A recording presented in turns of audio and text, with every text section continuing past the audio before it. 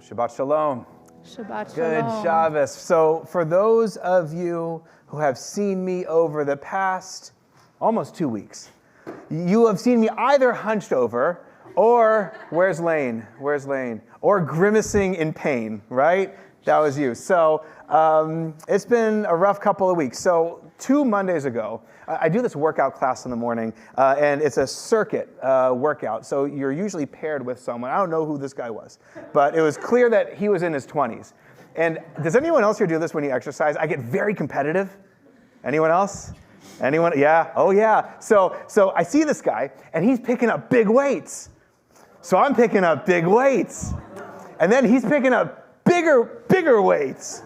And I'm picking up bigger weights. And then he picks up this a huge weight. And I'm struggling. I'm shaking with this weight. But I do it. And I leave the workout class, and I feel great. I just kept up with a 20-year-old. Amazing.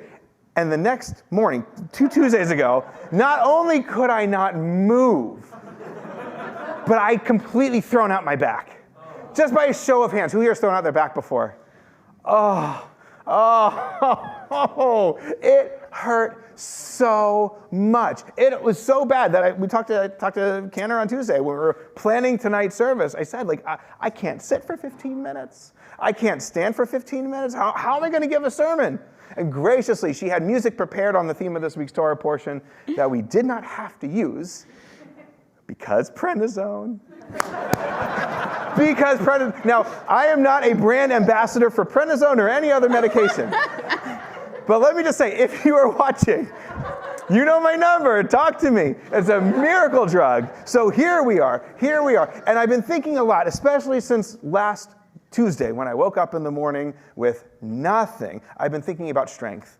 And I've been thinking about strength, especially as we get to this week's Torah reading, Parashat Ve'era, where we read about the strongest man in the Torah. His name is, well, I'm going to share with you his name at the end. For now, his name is Pharaoh. Pharaoh is strong. I mean, you see this guy in the movies. He's bigger than that 20-year-old next to me, right? But he's strong in bigger ways too, right? I mean, Pharaoh commands the largest army on the planet. That's strong. Pharaoh has the strength to enslave an entire nation. That was us. That's strong, right? Pharaoh has the strength, the brutal, raw, violent strength to compel his own people to throw babies into the Nile. You want to know what raw power looks like? It's Pharaoh. So what happens to Pharaoh in Parashat Ve'era? I love this Torah portion. Because this is the Torah portion where we get the first 7 of the 10 what? Of the plagues. So let's see if we can do them, right? First plague, the Nile turns into blood. And then we've got frogs. And then we've got lice. And then we've got, what's the next one? Wild beasts. Wild beasts. And then we've got livestock, cattle disease. And then we've got boils. I think, did I skip one? Locusts before boils. The locusts are number 8. Then we've got boils, and then we've got precision-guided hail. Yep. Talk about that, right? Just in this week's Torah portion. And then you go to next week's Torah portion, it gets bigger. We've got locusts, we've got darkness, and then what's the last one? Death of the firstborn.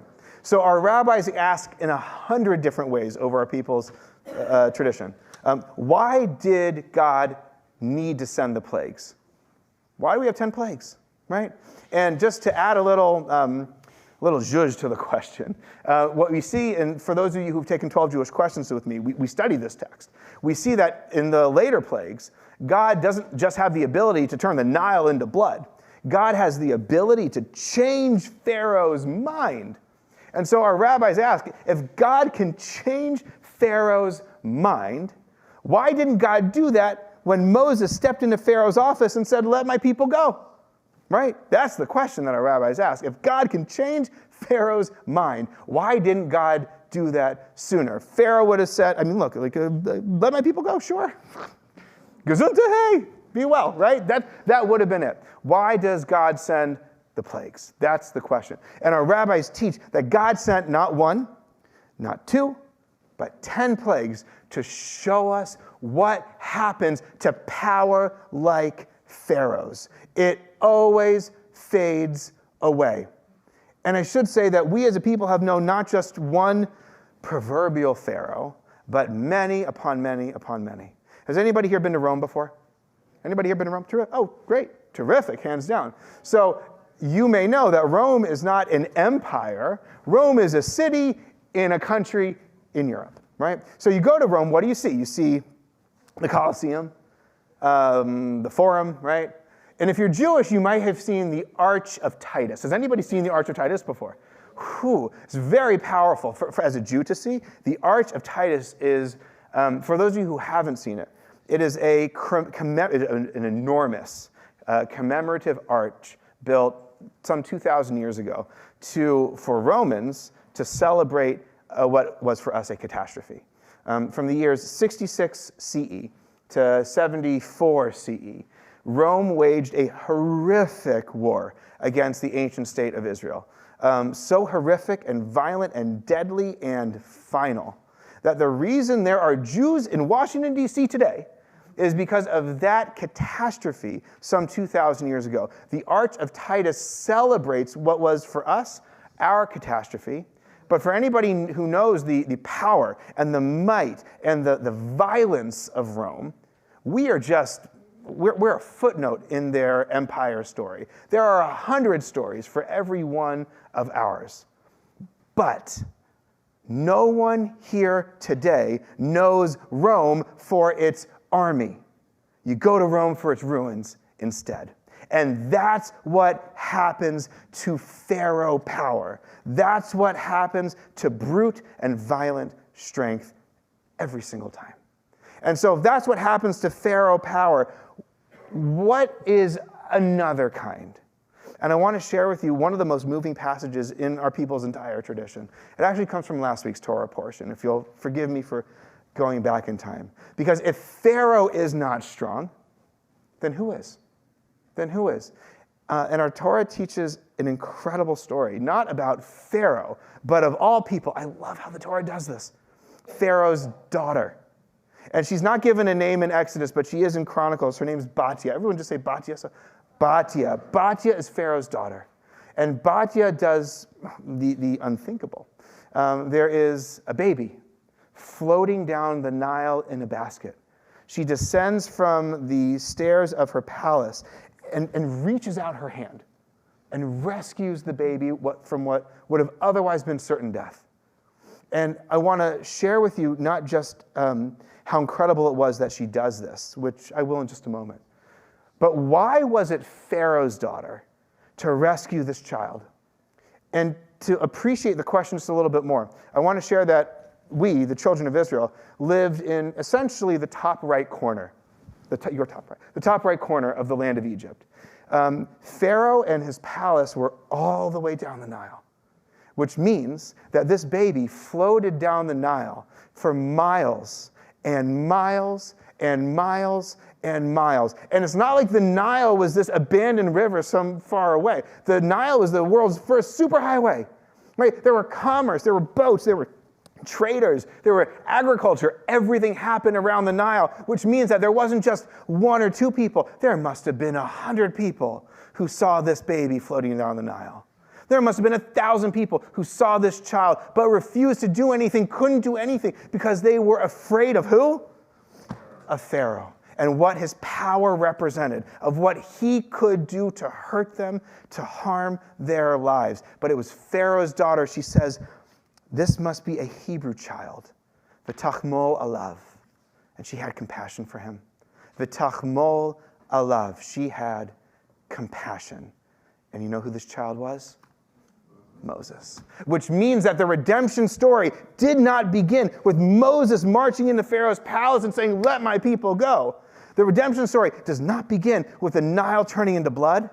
The redemption story does not begin with the death of the firstborn. The redemption story begins with compassion.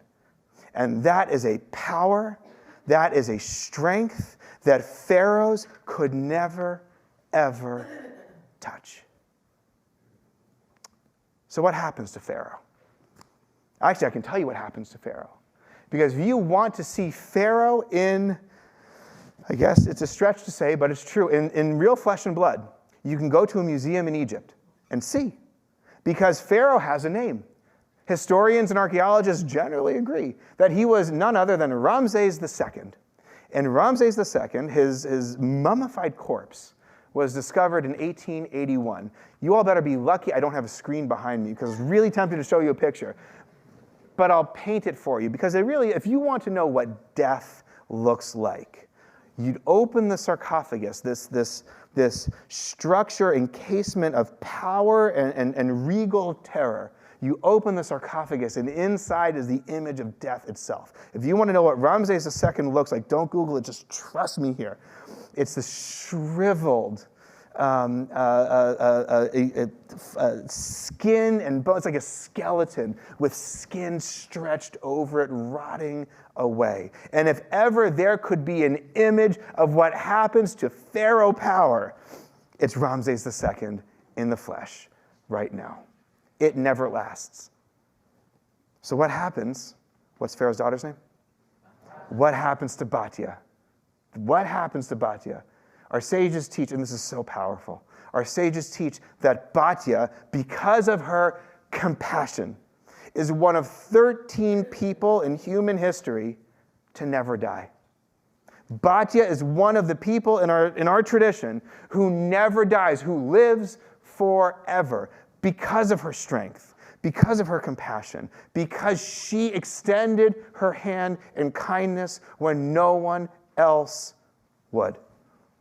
And I say this tonight because there are a lot of scared people right now. I say this tonight because there are people here and around us who don't know what their future is going to be, who feel profoundly unsafe, uncertain of where they can turn. And if you are one of those people, let me just say, I am so sorry for what you are going through. I am so sorry for the fear and the terror that has come your way. And if you are not one of those people, I'm going to extend to you an invitation to have compassion. And not a weak compassion, but the compassion that can save a life. The compassion that can save a people, the compassion that can begin the story of redemption. You have no idea until you see what Pharaoh's daughter can do, what compassion can bring to the world. Pharaoh's strength, with all of its terror and power and might, always and will fade. But compassion and that righteousness that can save a life can be the beginning of redemption. Compassion is what gives us the gift of eternity. Compassion is stronger than death itself. Shabbat shalom. Good Shabbos.